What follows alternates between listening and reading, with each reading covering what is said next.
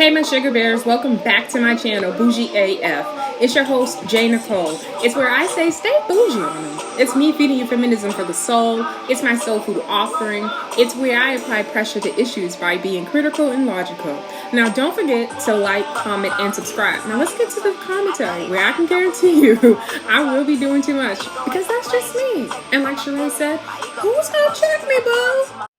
Hey y'all, it's your girl J. Nicole, and you are tuned into the Bougie AF channel where I say stay bougie on them, and I'm serving you feminism for the soul. Don't forget to check me out on people's Instagram at OG_Bougie AF. You can also check me out on people's Twitter at I'm_Bougie_AF. Also, you can check me out on people's TikTok at She Bougie AF. So listen, let's get into it. So y'all know the other day I did that video about Larry Elder on them People's Breakfast Club. Embarrassing, embarrassing the F out of them folks having conversations above their pay grade when they don't have the range to.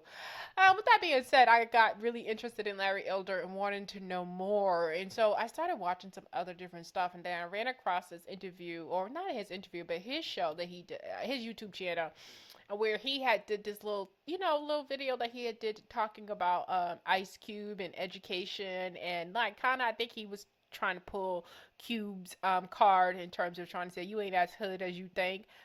Because if you did not know, which I did know already, that Cube did not go to high school in the hood. Like he was an exceptional student. He was able to go to, be bussed out to a different school, essentially school choice.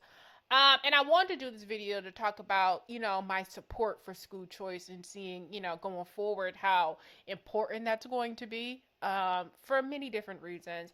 And I thought this was an interesting video to talk about it. I never felt like he like dogged Ice Cube or disrespect him. So this is not about like disrespecting or anything about Ice Cube in that type of way. And I just think people are so small minded. They just see, him being Ice Cube being talked about that they just it's just I guess automatically means disrespect, and that's not that. Elder had took some I guess he felt some sort of way about some comments that Cube had made about Trump, and so he wanted to talk a little bit about more about school choice and stuff like that. Like I said, it's something that I do support. 2023, looking at the fact that when it came to going into this school year of 2023, it was tough for some of these schools to even find teachers, right? In some communities, in some states, they're allowing people not to even have went to school to be a teacher. Like if you served in the military, you can go be a teacher in some of these schools and towns, right? I know in Massachusetts, where I'm from, they have extremely high standards for who can be an actual teacher. Like you literally have to have like master's degrees and stuff like that. So not anybody can just teach, but they do pay extremely well in Massachusetts for their teachers, and that's really a problem, right? We do have to pay our teachers much more money, right? I think in Ohio there was this guy, he went viral, and I think he was on Good Morning America last year or sometime, where he quit his teaching job to be a manager at Walmart. And when I say a manager at Walmart, I think he was only making 40,000. I may be generous by saying 40,000 as a teacher, to then making 55,000, 60,000 at Walmart. And then he said his whole family ended up coming working at Walmart, like his mama and them and all this other stuff. And this was a white man. So that just lets you know that we have problems, right? We need great educators. Like I would not be who I am today if it was not for the great teachers that I have, right? And so just to think of any child being shortchanged and not having access to great teachers is blows my mind, because it's like we can't produce greatness without great teachers. That's just a point, period. That's just period. And the profession needs to be able to attract people to want to go to school to be teachers, because at this time it's not attracting people if they think that they barely would be making more than a manager at Walmart. What's the incentive for them to want to do that? Go to school, get loans, and then you still can't survive. You're still living at poverty levels. Like that's literally ridiculous. It's literally embarrassing, to be completely honest, but we don't talk about that enough. And as we go into 2024, it's about to be all about Trump, and Biden is going to try to impress us with talking about low unemployment rates, and that's why I did that video, right? Don't let that shit impress you, because there's just other things not being said, right? And one of those other things that is extremely important to me is education.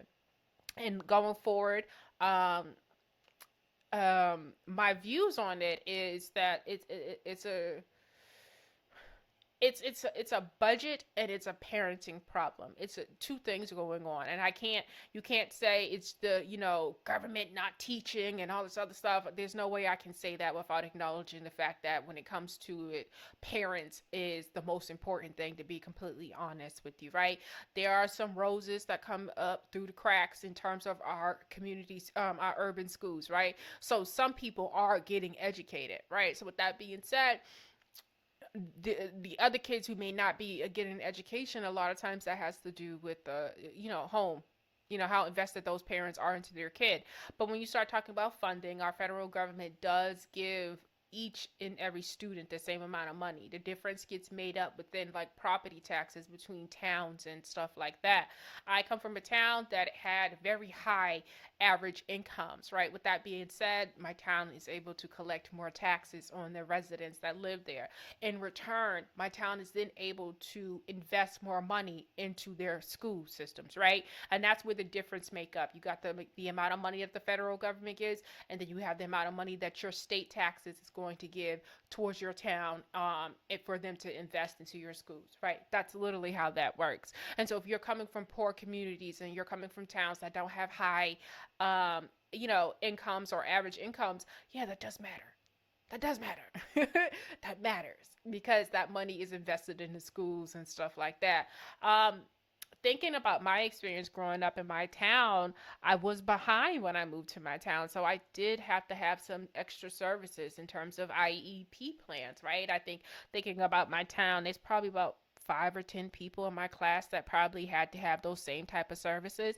And it's nothing I'm ashamed of. I mean, it's like extra tutoring. I didn't have a strong support system at home to keep up with me in terms of my grades and help me with homework and all those things. And so that stepped in, right? With that being said, I went to the People's ACLU website one day and I was just reading about the school to prison pipeline. And it was just really interesting because the underlining thing that I was able to pick up from being on that website was that they were saying that behavior problems are starting to show up as early as preschool, as early as daycare in terms of some of these kids. With that being said, with these behavior problems and them needing extra attention and needing extra support for whatever reasons, um, they start to see that real early. Now, if I just said that there was like 5 or 10 people within my grade, could you imagine in some city schools that really do have students that have real issues, real serious disability, learning disabilities, and behavior problems, and the type of support that they will need? Do you think that urban schools and poor communities are bringing enough money that we're talking probably, let's say on average, let's say I just gave a number of 50 students need that support. You think they can afford that for 50 students? Somebody is not getting support. And the only people who will get the support are the ones um, that are noticeably having that are disabled, right? And I'm talking about when you're able to see that someone is, um, listen, I get nervous. I don't want to say the wrong thing. And we used to say special needs. Like when you're able to see that someone, when you're physically able to see that someone has special needs, because not all special needs it can be seen by the eye in terms of like someone's face and stuff like that. So those would usually end up being the only students getting the support they need, and those other kids who just may be on some type of spectrum of the disability may not get the support they need. So they end up falling through the cracks. No Child Left Behind. They keep on getting passed to different grades and never getting the real help that they need, right? And so that's the difference when I start to talk about like funding. School choice is something I do support. and I know it's so controversial because people talk about the money it takes from the public school system. But because I think the problem is a two-tier problem of funding and parenting, I just don't think that's I don't think that's a family who is doing what they're supposed to and a child that's doing what they're supposed to. I don't think that's their problem, right? I don't think any child should be held back from getting an education that is going to provide them a better future, right? So with that being said, as tough as it is to say, like, no one kid is better or above the masses, but if this kid is working their ass off, they deserve a chance. And I think their money should follow them. I think a parent should be able, if they're able to get them in a great school, the state should kick in and help pay for that, right? And I think that also would help alleviate some of the burden of trying to find teachers for schools, and it being a problem, right? Like, because if everybody could find their kid the school that fits for them, right? I think that'd probably be the best, to be honest with you. That's just my personal opinion on that. So I ran across this video on Twitter, and it was this gentleman, and he was talking about, as you can see on my screen, it was shared by, no, why you do that? Shout out Shakari Richardson. So a transparent moment here. One of my We're not ready for you yet. Shout out Shakari Richardson. I am so happy for her, y'all. And I know if y'all go back and look at my videos, my highest viewed videos is off of Shakari. Like, really going in on her a few years ago when she, wasn't performing well and was making the news and stuff. And I'm not embarrassed about the fact that I was going in on her. And I think she's also had that full-blown moment of realizing that people were celebrating her and she was acting like a buffoon and she was showing her ass and not being the best example. And she said it was, I think I remember reading recently, she said it was amazing to her to see how many invites she got to things and how many people, was fucking with her when she was looking crazy out here. But the minute that she started to focus and do better and perform, and she didn't get those same invites, she ain't getting that same type of attention. And so I think it was really dope that she was able to see that she was getting negative attention. And I think sometimes people don't understand the difference between positive attention and negative attention. And I thought it was really dope to see her evolve, that she was able to see that I was getting attention because of negative, like I was showing up wrong. And so, of course, I am more than happy to support her. If you also go back to my videos, what you heard me say, compared to male athletes who pop this shit and talk this shit, like historically, like Muhammad Ali, I literally said I would have no problem if Shakari showed up and say, I'm the baddest that ever did it on this track, and she ended up being the baddest, right? Like, there's a difference, right? You can't say you the baddest and don't win. And that wasn't the problem, was that she was doing a whole lot of talking and not a whole lot of winning. Now, she want to do a whole lot of talking and be the next Muhammad Ali, float like a butterfly, run like a, I don't know. I don't know. If she want to do all that, I'm with it and I'm supported. Talk your shit. I don't mind that, but you just also got to perform, and she's performing, so much support to her. Okay, so now let's get to why we're here. So this is King Rando. His handle is New Emerging King. It says, I can't stress enough how important it is for us to care about the education of children. The public school system just doesn't work for some children, especially geniuses. And that's a fact. That's a whole fact. Do you believe in school choice? Most definitely do. I'm going to let him go, and then I'm going to tell you guys about this guy from China that's on Clubhouse, and something that he said, and I've been trying to, maybe there's a conversation, I just want to talk to him just to, pick his brain and just listen to his thoughts in terms of school and, learning and stuff like that, in terms of, what he sees, in terms of, what's done in China. I'm just really, really interested. students that attended the school last year decided to go back to public school. Well, his mom decided to send him back to public school. And I knew this was a bad idea because before he had come to my school, I was at the school almost every day because he was getting in trouble. Not that he is a bad child. He was my star student when he was at my school. But I know that's only because he has an environment where he's able to work and thrive. So he goes back to regular school. He goes back to the 7th grade at regular school. And, I'm back at the school again every day because he's not able to do what he was able to do at our school. When he finishes his work, he's able to go outside. He's able to decompress. He's able to go do, what he needs to do to get himself together because he's never been diagnosed with anything, but he just cannot sit still. Like when he's sitting down, he has to be moving. He has to be doing something. I fully understood that. So what is being deemed bad at the regular school, I deem normal at our school. But some stuff he's not able to do because if he's allowed to do it, then all the other kids are allowed to do it. And these people at the school have to do crowd control. So it's not what they're telling him is wrong to stop doing or to stop talking or to stop making noise. It's that if he's allowed to do it, then all 400 other kids are allowed to do it. And they have these bigger classrooms of all these children, etc. So, sometimes we have to realize that certain environments work better for certain students. And for this particular student, because he is going to come back to our school now, he's not able to thrive in the public school. Not that it was bad for him, not that he's a bad kid. He was my star student, but he's not a star student there because he's not able to thrive. This is why we need our own schools and other school options, because if he didn't have the option, they deem him as a bad kid. He'd go from the school to prison pipeline, and I can guarantee you he'd be going somewhere headed nowhere. But this is why schools like ours are truly important.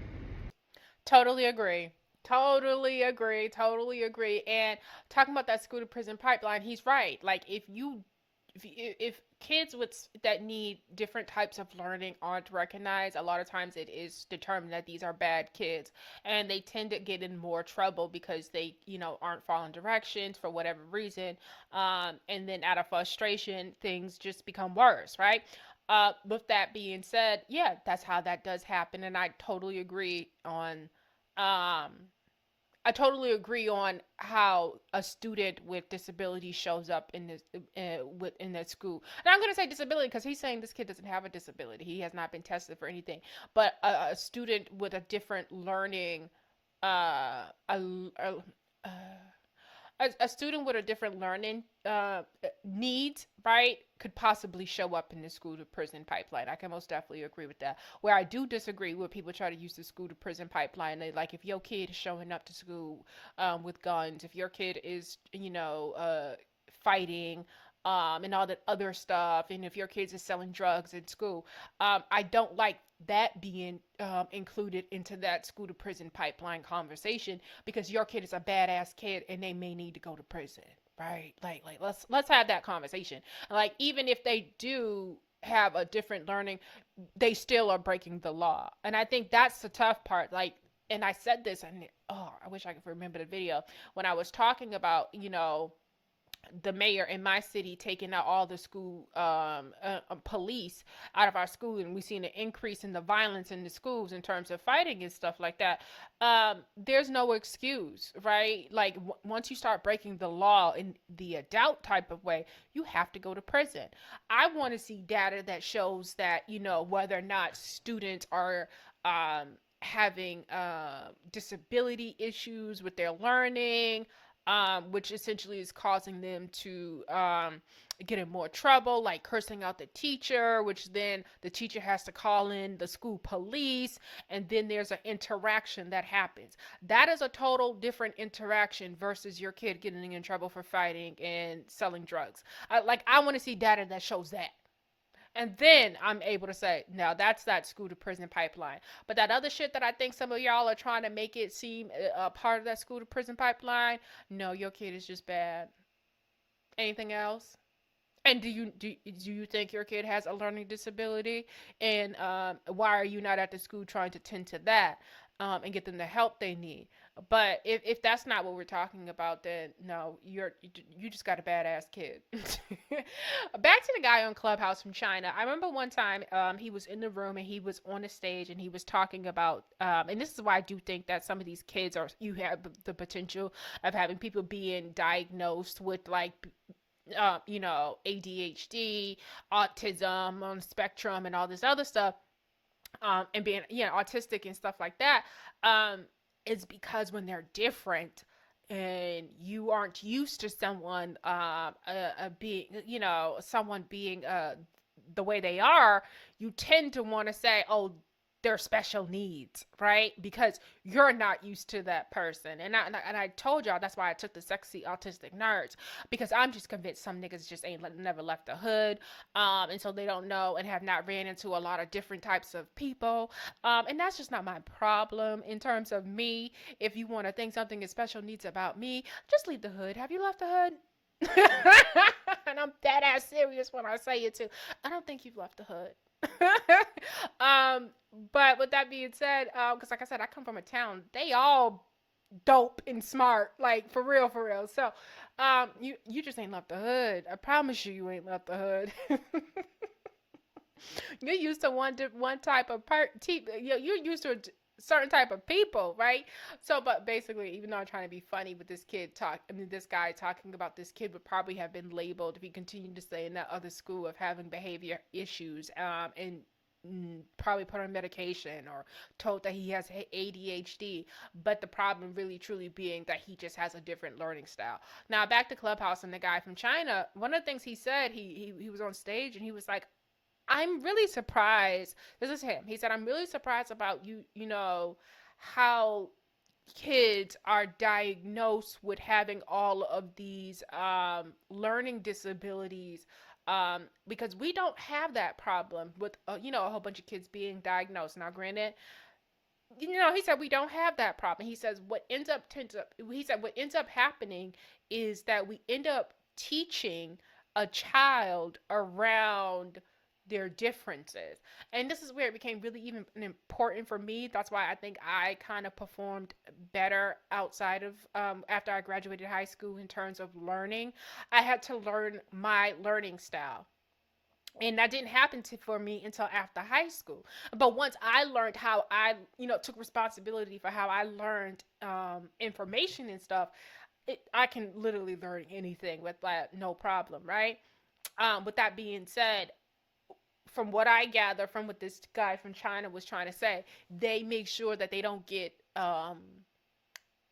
they're not boxed in with one style of like how you teach a child, is basically is what I gather for him saying. Like they kind of create a learning environment that will be specific to that child. And I think that's a lot of like what they do in the Jewish schools, the Montessori schools. They kind of create a you know, kind of support a child by learning well, catering to their learning style. And so I do think we do need to find, or, you know, I don't know how we get all of that in our schools, but I do think that we need to realize that a lot of times kids aren't slow or dumb. They may not be able to receive information the traditional way that we tend to think everyone can learn. I know for me, I'm very much a visual person. You can show me anything and stuff like that, and I'll learn it.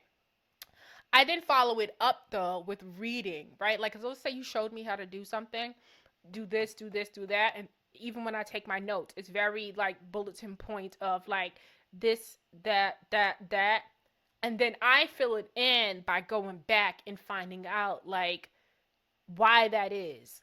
Do the reading and find out why that is, but I don't know if I can explain it properly in terms of myself. I just know what works for me. And I just advocate for people figuring out like what works for them and figure out like what works for their children, right? Repetitiveness works for me. You know, when I was taking anatomy classes, writing things out was really, really, really something that I learned that worked for me, right? I remember when I learned multiplications in third grade, it was, I think I got in trouble. Was that third or fourth grade? No, it was third grade they introduced multiplications. And I remember a teacher, like, if you got in trouble, like, you had to stay after school and you had to, like, make rows and then write your multiplications from top to bottom on a piece of paper. Little did I know that that actually helps me learn, right? Having to write something out actually helps me, you know, remember things. So I incorporate that, flashcards and stuff like that. So each his own, find whatever works. Does not make you special. needs because you don't learn like everybody else. And that's what's so aggravating with, people trying to diagnose people autistic and all these other things. Because it's sort of like that's just weird. I think some of y'all are weird. I'm sorry. Y'all could think I'm weird, but I know one thing, I ain't dumb. I know more than you think I know. All right, so that's this video. So now let's go into Larry Elder and Ice Cube, and let's listen to him and break down. And I thought it was really interesting. I'm not gonna talk that much. Here we go. How long is this on? 10 minutes and 24 seconds. Well, not a lot of love for President Trump from a gentleman named O'Shea Jackson, more widely known as Ice Cube. You know, the rapper, actor, entrepreneur who starred in the movie Boys in the Hood. I'm with it. Domino, my say about that. I mean, you did impeach the president, and they did impeach the president. Yeah, I mean, I said arrest. They still haven't got to the arrest the president. Right. Well, that's what I want to do. He get out that White House, he definitely gonna be in handcuffs. Man, I can't wait to see that, man. Now, as mentioned, Mr. Cube co-starred in a movie called Boys in the Hood, which revolves around a inner city high school in an area of Los Angeles known as the Crenshaw District. The high school is called Crenshaw High. I went there. He go to Wall Street too? He go to Crenshaw. Now, do you know who was raised by two parents? Something increasingly uncommon in the inner city? Ice Cube. Do you know who did not attend Crenshaw High School? Ice Cube. With a set of strong parents behind him, Cube was able to navigate the tricky landscape that was his neighborhood. When Cube reached his teens, his parents pulled him out of his local school and bused him to a suburban high school in the San Fernando Valley. For the young Cube, who'd known little beyond the deteriorating South Central LA, the affluence and stability that marked his new surroundings left a deep impression. End of quote. So Cube was bused 40 miles to escape his local inferior high school and was bused to a suburb called Woodland Hills to attend a high school called Taft High School. Now, about Cube's street cred, check out what rapper Crazy D said. He grew up in a bad area, but that still didn't make him authentic. He lived in an upper class neighborhood, nice home, parents had money, he always had it made. Not to take anything away from him as an actor, right? But he was acting like a gangster, and he was good at it. You can't take anything away from it. He's an incredible talent, but just he ain't the real deal. End of quote. You see, Trump, the man that I hate, oh. Y'all, when I make it, I know there's gonna be a nigga that's gonna come forward and say that same type of shit. Y'all.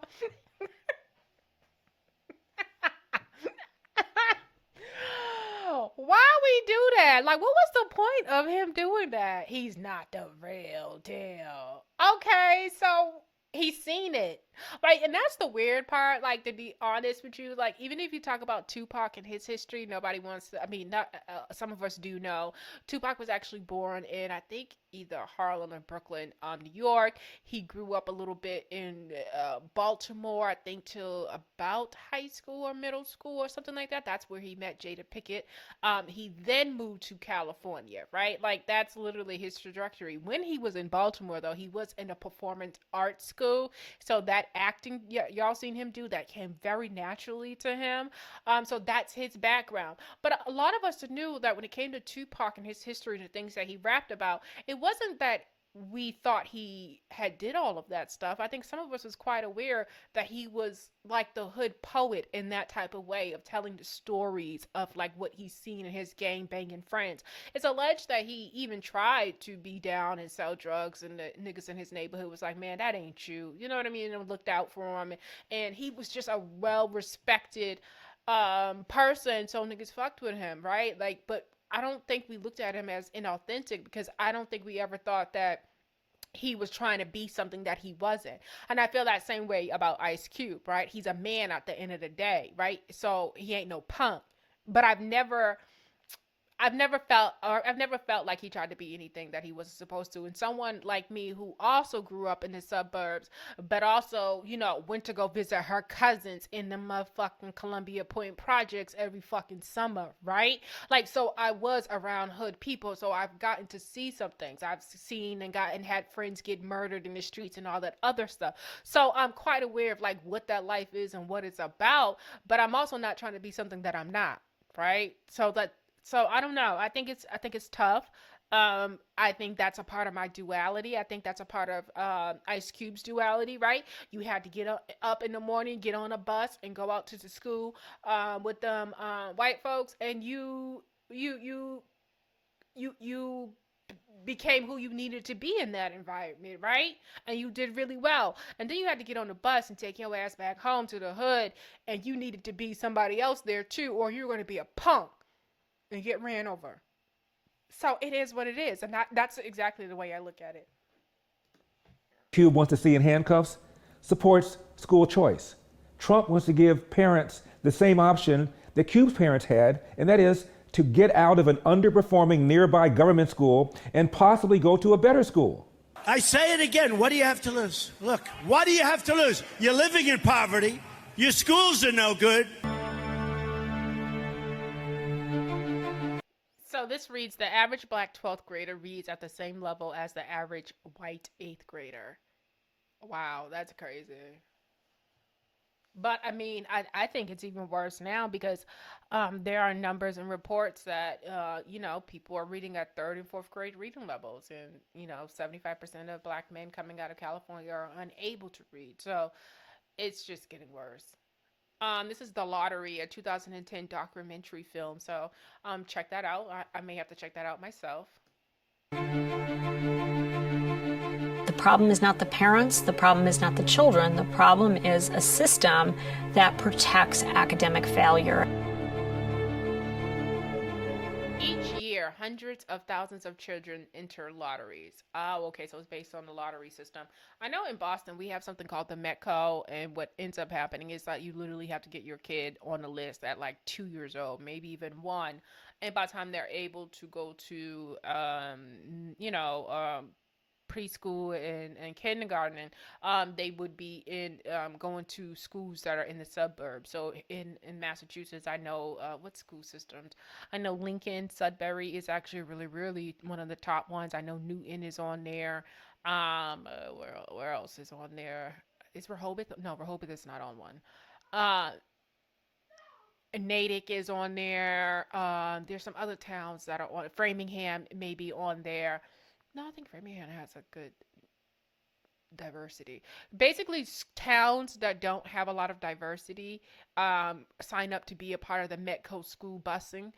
What that does, it allows those towns to qualify for funding that is allocated to schools that have a diverse population. I know my town, we end up getting all of our schools redone.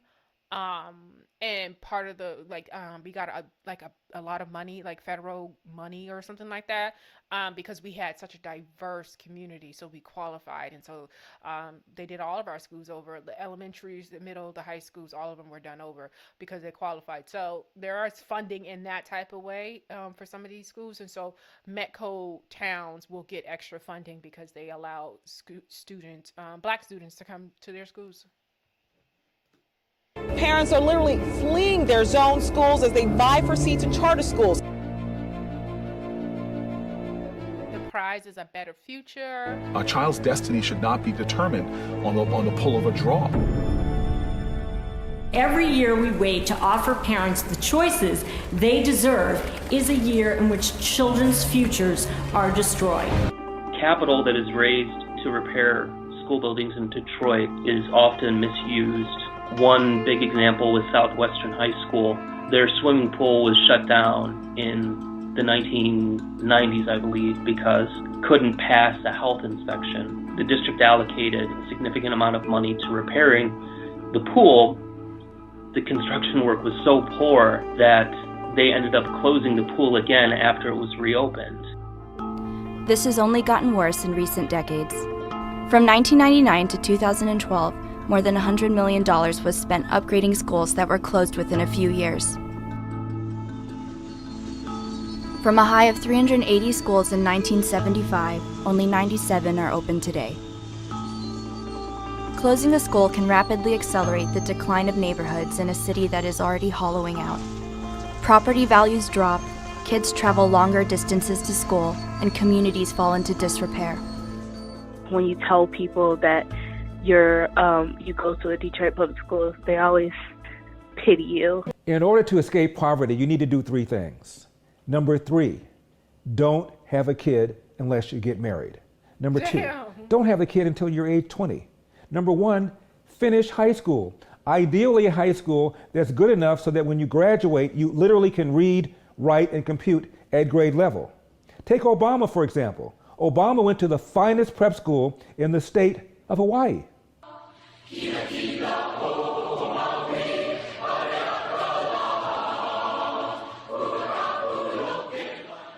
And Punahou was originally called Oahu College.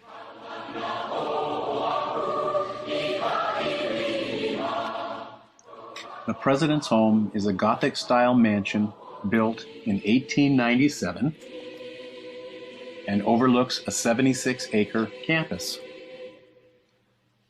The campus takes its name from Ka Punahou, an artesian spring that bubbles up through a lily pond at the edge of the Thurston Memorial Chapel. And like Mr. Cube, Michelle Obama chose to spend hours on a bus so that she could avoid going to her local inferior government school. Michelle attended high school at Chicago's Whitney Young Magnet School, a school geared toward academically high-achieving students from throughout Chicago. The school gave Michelle access to high-level college prep curriculum and reinforced that with hard work, she was able to rise to the challenge. End of quote. And what about Sasha and Malia? Well, in Chicago, they went to a private school affiliated with the University of Chicago. And when they moved to Washington, D.C., where did Sasha and Malia go? At the very private, very elite Sidwell Friends School. It's the same school once attended by Nancy Reagan, Chelsea Clinton, and scores of other children of Washington's rich and/or powerful. In every grade at Sidwell, you have the children of diplomats and of, wealthy parents. How bad are inner city schools? Well, nationwide, roughly 10% of families send their kids to private schools. Black families, it's around 6%. Question, where do public school teachers send their own school-age kids? More than 1 in 5 public school teachers sent their children to private schools. In some cities, the figure is much higher. In Philadelphia, 44% of teachers put their children in private schools. And since that is crazy. Wow. When the teachers in the school system don't even want to send their kids to the schools. Oh, yeah. Cincinnati, 41%. Chicago, 39%. Rochester, New York, 38%. San Francisco, Oakland, 34%. New York City, 33%. End of quote. And what about members of Congress with school-age kids? Well, here's what the Heritage Foundation said. 37% of representatives and 45% of senators who participated in a survey indicated that they had sent their children to private school. 52% of Congressional Black Caucus members and 38% of Congressional Hispanic Caucus members sent at least one child to private school. End of quote. Now, Mr. Cube and his wife of 25 years have 4 children. Congratulations. And where did he send his first child? To the same suburban school that Ice Cube had to be bused to when he was a kid. One more thing about Obama and school choice. You see, before Obama met Jeremiah Wright, he made an appointment to see him. Obama arrived early. Wright wasn't there yet. So Obama had a conversation with the church secretary, single mom, had a son who wanted to be in a marching band. Well, the son's urban school does not have a marching band. The mom found a suburban school not only with the marching band, but also which would give free uniforms. So she told Obama she was thinking about relocating to the suburb, but that Jeremiah Wright did not want her to move there because Wright felt that her son would lose his identity as a black person. So when Obama... Wait. Wait, what you mean? You gonna cheat? You gonna shortchange your child from opportunity because you think they're gonna lose their identity as a black person? Shit, you better do what my mom did. She took me to the projects every summer. I got to see the family. I got to see the folks. I knew who I was. I knew I was black. I knew where I came from. I knew our struggle. I knew all of that shit. I wasn't disconnected in that type of way. That is crazy. That is absolutely crazy. So what is the benefit for being around the niggas? Like, help me understand. What is the benefit? What are you getting? Like, what is the up? That's crazy. I'm sorry, y'all. I'm shocked. I'm lose your community. Lose who you are, your identity. How do you lose your identity? Like, that's weird. Now, with that being said, now I did go to school with some certain, I tell this story all the time. There was this one girl, she looked black, but she was not connected. She was not connected to us at all. She didn't hang out with us. We weren't her friends. She was, willing to fight over the white girls and shit like that. It was really, really weird. Shout her out now, but there was some that act like they weren't black and stuff like that, but I don't know. I just don't. If you come from a certain or a particular family, that's really hard to do, right? Like, I don't know people who come from the hood, right? Because my family came from the hood and we moved to the suburbs, and being able to be delusional and not know that we were still struggling, and coming from a community in terms of like black people that suffer at the hands in terms of like racism, like you don't lose that, right? And like your child could never lose a sense of like who they are if you are 10 toes solid, right? So I don't know. That's just really weird. Send your kid to the school. Did Ice Cube lose who he was? Did Obama lose who he was? Did Michelle Obama lose who she was? Like, I'm just confused on how. No. There are those who get bougie, above my bouginess, and just, you know what I mean? They don't eat fried chicken and shit. They don't know what, Kool-Aid and shit is. There are those who exist, but I don't think it's something to worry about. But again, what's the benefit? How is it helping your kid to go into poor schools and awful schools? Like, I'm just trying to, that they just black, they learn their blackness? Like, what? Misery loves company. Send your kid to a school and everybody just miserable and just not happy. Life is hard. Obama met Jeremiah Wright. He brought it up. And Jeremiah Wright said to Obama, "That's right, that boy won't know who he is." Now think about this. Obama is a half black, half white kid whose mom sent him to live with his white maternal grandparents so he could have a better education. The church mother is doing the same thing that Obama's mom is doing. And instead of criticizing what Jeremiah Wright said, Obama joined the church. Now, Cube's opposition to Trump, of course, is based upon the notion that Trump is a racist.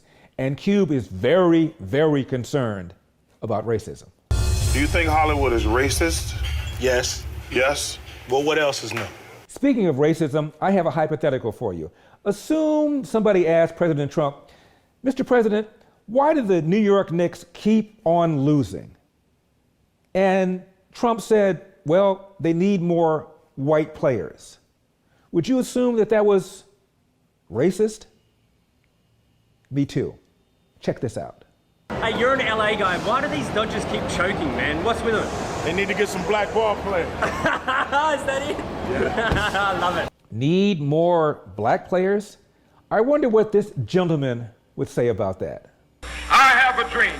My 4 little children will one day live in a nation where they will not be judged by the color of their skin, but by the content of their character.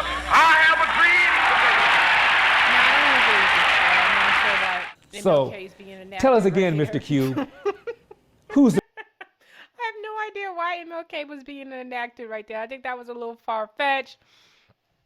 I think that was really far-fetched. And I think Larry Elder he's a shit talker without talking shit. Like, you know what I mean? Like, he knows how to say, like, he's really good at what he does. Like, he's been in this game for a really long time. I also was watching his 60 Minutes interview from back in the day. That one was really interesting. I got to go back and watch that.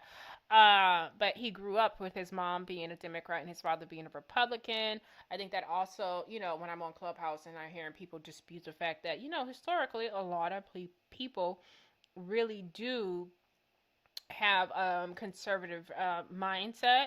I think we just don't call it that anymore. Like I said, when you see the language or how people feel about the LGBT community and all that other stuff, that's their conservatism, right? Or, you know, talking about the nuclear family, you know, that's their conservatism. As you can see, Larry Elder talks about that a lot. You know, don't have kids unless you're married. Don't have kids until you're 20 and all that other stuff. So that is the conservative part of Black Americans and Black people in general. So it's not uncommon to hear that. It's not uncommon to hear that. With that being said, Larry Elder just like he says what he needs to say the right way. You know, I aspire to be so polished and put together.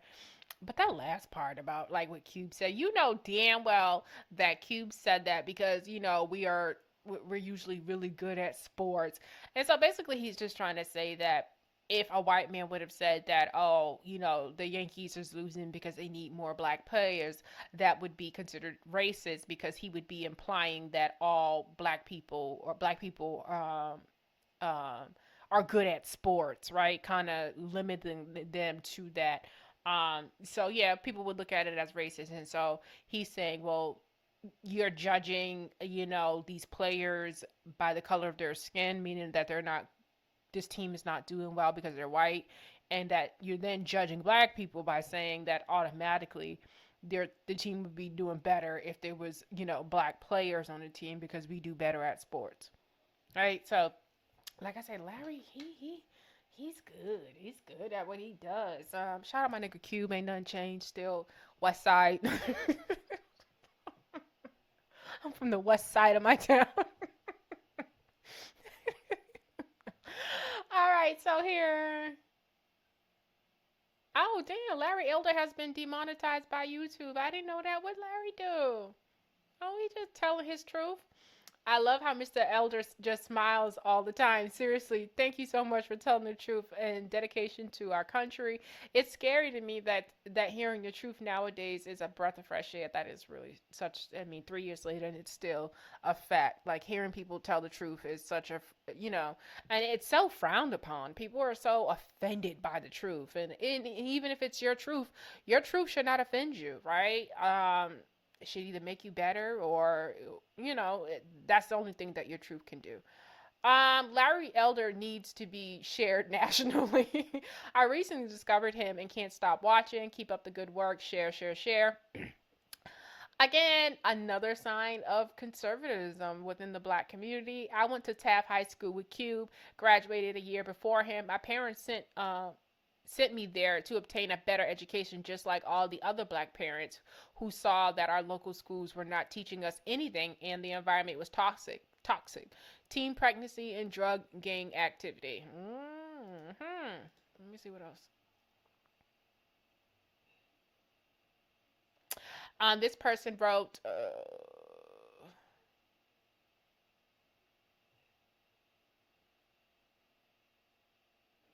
yes, I did befriend several white children, and that included meeting their parents. I would only stay at their homes for slumber parties, and of course, if it was plenty of food for us to eat. I had cousins who moved to Conago Park when I was in high school. Sometimes I would stay at their house to hang out with friends, and there were times when I would have dinner with them, and it was not going out to eat all the time. Some of them did prepare home-cooked meals.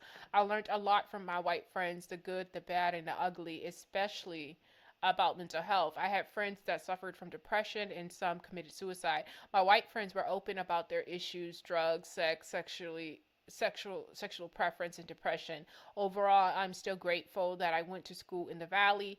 The quality of education was way better than the schools in my neighborhood. I will say that's a fact in terms of like This specialist line, I learned a lot from my white friends, the good, bad, and ugly, especially about mental health. I had friends that suffered from depression and some committed suicide. Um, and yep, that's a fact. Like I totally agree with this what this person said.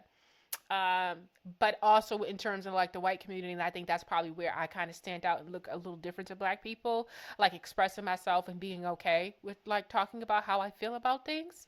It's not unusual. Sorry. I'm sorry, y'all. It's not depression. It's what people do. Like they talk. They like express themselves. They don't let things bottle up. Yeah, most definitely that's something you pick up. That is okay. I think, as black people, I think we've been conditioned to think, walk around all stoically, with everything all bottled up and don't speak about, how you feel, because who cares anyway? I think it's more or less the mindset in that community. I mean, it's really not about like somebody needing somebody to care, right? But it's more or less about release and how healthy that is and how you need that. I think, academics the other day, I was watching a video and he was talking about his channel and being able to talk is his therapy, right? Talking for some people is therapy. Getting it out is therapy. Now, granted, the way he does it with the Henny bottle and, going off on our good sis Erica Badu the way he did, that's unhealthy therapy, right? Go give it a professional and tone some of that shit down and put that bottle down. That's not good. But talking does really, really help. And that's why I always tell people, just because you see me express myself or I'm talking about how I feel or what I think, it's not depression. You can't tell someone they're depressed because you don't agree with how they choose to express themselves. And that's really weird that people think that. I just literally just wish we would just let people tell you if they're depressed. Let them come to a conclusion about their own disabilities without interjecting your own weirdness because of how you may have grown up or your understanding of different words and stuff. Maybe just your own that you're trying to project on other people, right? I know people who are, especially like my mom, like she's like, why you always got to tell or say how you feel or put that on your Facebook? Because that's how I release. That's how I get my shit off, right? That's how I feel better. And that's not the same for everybody, right? There's so many like secrets and so many things you don't find out about people until years later because keeping it all in is tearing them down and breaking them down because they haven't released when they needed to and gotten things out. So I don't know. I think each his own. I try to tell people like do whatever is best for you and say, fuck it. I've had to release and unleash on pure strangers. Like, I'm pretty sure they didn't know they were going to get all that conversation. But more or less, if it's about me feeling better, then I feel better. Like, right? I mean, you're not in my life. So, I got it out and I feel better. But I'm for the feel better and not the suicide. I'm for the feel better and not, over medicating myself and getting on depression medication. I'm for, releasing however makes me feel better versus, doing drugs or, you know what I mean? Like, I'm for all of that. So each is own. I just hope people find what works for them. This person says, few more lies and that BS would be believable. I don't know what that means. I'm white, grew up in the project, city housing, and I can care less. Oh, no. Okay. Then what was your point? As a teacher that worked in an inner school for 30 years, I can tell you that the problem with inner city public school is largely lack of parental support. That's a fact. That's really what the problem is. Of course, these kids got no manners, no respects for others. That's a fact. Oh, this was 9 hours ago. True racism is so rare in America today that people have to project racism into situations that have nothing to do with race. Let's pray for peace and reconciliation. I'm not sure what they're referring to in terms of like race being interjected. Outside of that last part that Larry Elder said, that essentially Cube was saying racist things, but I'm not quite sure what that's referring to. Because he talked about education. I didn't like, where did the race thing come in? I'm confused. He didn't say He didn't say anything about like I don't know. I'm confused. I'm gonna move on. Mr. Elder is what is needed for president. He's sharp, intelligent, clear, a master of the facts, and a demeanor is pure class. I agree with that. I like how he carries himself. I mean, he is passively aggressive and shady as fuck. Larry Elder, you are my favorite political critic. You are an excellent role model for so many people. I appreciate your hard work and contributions to the Republican Party. If you have a child, it's your responsibility to give them what they need to succeed. I agree. It's not the responsibility of any person, school, or entity. Most parents in poverty don't plan to fail. Most parents in poverty fail to plan. Don't you sound like a Hallmark card or whatever? Thank you, Larry Elder. This video shows that people like Ice Cube act to get attention, influence, and income to support their own agendas. You are courageous and your work is valuable. Thanks for the knowledge. I'm not quite sure how that. Thank you, Larry Elder. This video shows that people like Ice Cube act to get attention, influence, and income to support their own agendas. No, that's not what this video was supposed does, and that's not what Ice Cube does. We heard the story of the woman at a Jeremiah Wright church feeling as if though, she didn't want her son to lose his identity and his disconnect from his community. If anything, I think even me and the fact that I decided to talk about education and I decided to talk about the hardships of Black people, some stuff that I have not experienced, but I've experienced my own whatever as being a Black American. I think that shows how connected we are to the community, right? I think if Ice Cube, had gotten success and turned his back on his community and not be able to speak to what's going on in terms of the shows and movies that he created that help depict what that situation is, I think that's a sellout. I think that's an Uncle Tom. I think that's all those things. And I think he's been none of that. Right? I think, his duality of being able to be, in white spaces and then also be around his community and truly get it. Because you can't say he does not get it. He truly gets it from his pen and writing and music, from his movies and his shows. He gets it. And I don't think you can ask for anything more in terms of wanting to make sure, as a representation of Black people, that he's doing a great job. Just my thoughts. We need more matured, qualified people making videos like this. Kudos to Larry. Even though, like I said, I disagree with, I'm not like that comment. I don't know. I disagree with some of the stuff, but overall, I'm thoroughly impressed with what he put together here.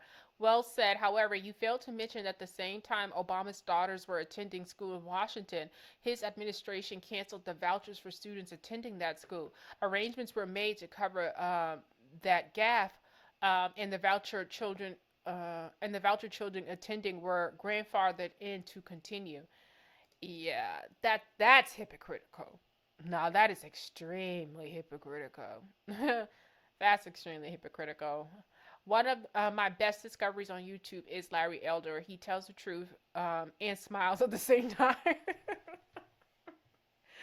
smiling at the same time is kind of sinister, to be completely honest with you. It's kind of sinister and creepy, to be completely honest. But I mean, I admire it because I think sometimes I can be so passionate that sometimes people think like I'm upset and I'm mad, but I don't know how to smile when I'm, getting into it, getting to the meat and bones of something. So each his own, but it is kind of creepy to me. Ooh, respect for systematically making your argument, Mr. Elder. You got yourself a new subscriber.